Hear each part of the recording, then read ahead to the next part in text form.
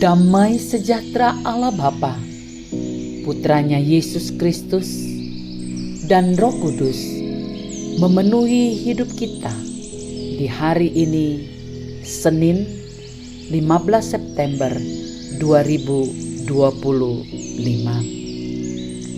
Para pendengar renungan Oasis Fajar, mari kita berdoa. Kami menghampiri hadirat-Mu ya Allah, sebab kami tahu bila kami bertemu dengan Tuhan, kebahagiaan akan menjadi milik kami. Inilah yang kami yakini. Oleh sebab itu, berbicaralah bagi kami di hari ini. Demi nama Yesus, kami berdoa. Amin. Pembacaan Alkitab kita terdapat dalam Injil Markus 12 ayat 9 hingga 12. Sekarang, apa yang akan dilakukan oleh tuan kebun anggur itu? Ia akan datang dan membinasakan penggarap-penggarap itu, lalu mempercayakan kebun anggur itu kepada orang lain. Tidak pernahkah kamu membaca nats ini? Batu yang dibuang oleh tukang-tukang bangunan telah menjadi batu penjuru. Hal itu terjadi dari pihak Tuhan, suatu perbuatan ajaib di mata kita. Lalu mereka berusaha untuk menangkap Yesus karena mereka tahu bahwa merekalah yang dimaksudkannya dengan perumpamaan itu. Tetapi mereka takut kepada orang banyak, jadi mereka pergi dan membiarkan dia. Judul renungan kita hari ini, Dari Penolakan Menuju Kemuliaan. Ayat 10 menjadi penekanannya. Tidakkah kamu pernah membaca nats ini? Batu yang dibuang oleh tukang-tukang bangunan telah menjadi batu penjuru.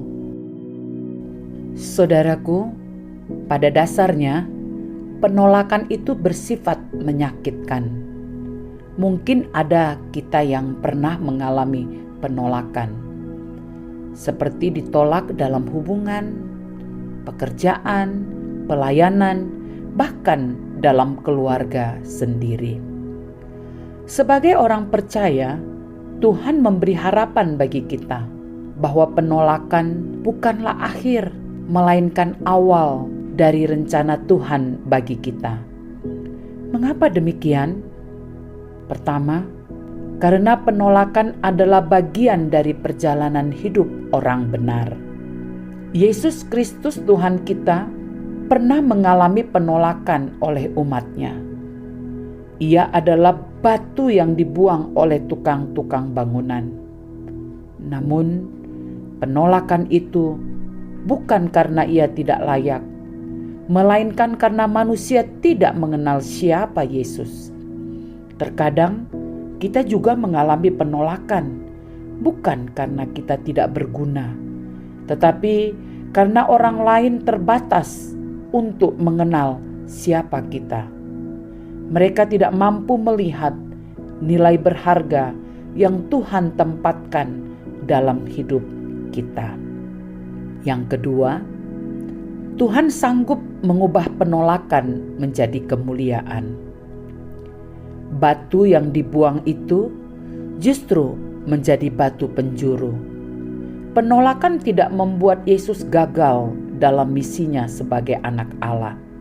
Sebaliknya, melalui jalan salib yang hina, ia dimuliakan oleh Allah Bapa. Begitu juga kita. Mungkin kita tidak menguntungkan untuk orang lain. Tidak ada hal yang bisa diharapkan dari kita. Tetapi ada saatnya Tuhan akan memakai hidup kita dengan ajaib, sekalipun dengan cara yang sederhana. Mungkin hari ini kita ditolak. Ada waktunya Tuhan mengubah hidup kita menjadi berkat bagi orang lain. Tuhan sanggup memakai kita untuk kemuliaan-Nya. Proses Tuhan seringkali tidak terduga, tetapi penuh keajaiban.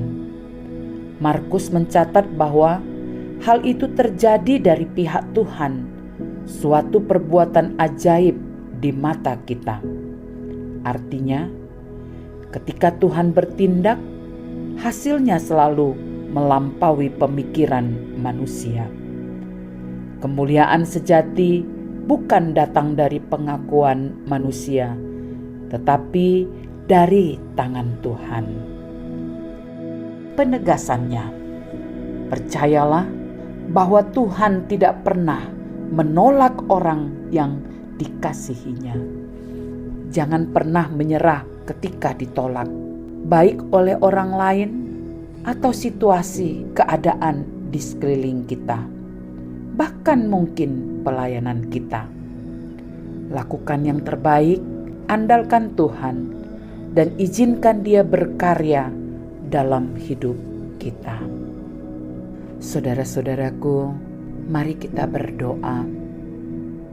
Bapa, terima kasih untuk kasih-Mu yang telah menerima hidup kami. Dalam nama Tuhan Yesus. Amin. Para pendengar Renungan Oasis Fajar, inilah bahasan dari Alkitab yang menjadi renungan pada hari ini. Tuhan memberkati kita. Amin.